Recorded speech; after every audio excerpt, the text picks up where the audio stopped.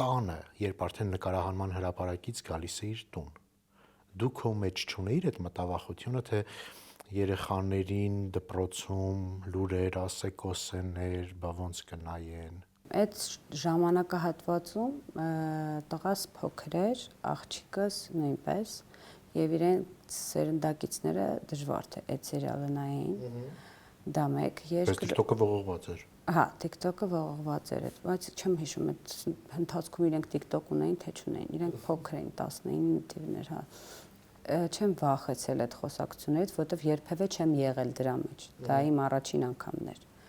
Հետո որ արդեն այդ ասեկոսիները սկսվեց, ամուսինս էր այդ ուղարկում ինձ, ասում էր, բա սա ինչ է, սա ինչի են այսպեսի բաներ գրում, ասում էի, դե չգիտես, անգամ դուետ ում հետ երգում ես դրա մասին խոսում են։ Որ մնաց այս ամենի մասին չխոսենք, ու քանի որ Հայկին մենք շատ լավ գիտենք, ինքը մեր տանը շատ եղել է, մեր մտերիմն է, ամուսնուս հետ էլ է մտերիմ, ոչ թե Հայկն է խնդիրը, այլ տեսարանն է խնդիրը։ Ու հայ տղամարդ ում կնոջը հեռուստատեսությամբ ցույց են տալի եւ իր ընկերներից շատ հաճախ կարող են տեսնել, բայց հավատացեք մենք այդ արժեքներից շատ բարձր ենք ու հաղթահարեցինք դա, իհարկե մենք բարձր ենք, բայց հասարակությունը բարձր չի, այդ ամենին պետք է հարմարվեր, մենք ուղղակի մեզ փակեցինք եւ անցանք դրա միջով։ Վերջերս ստացա առաջարկ էլի այդպիսի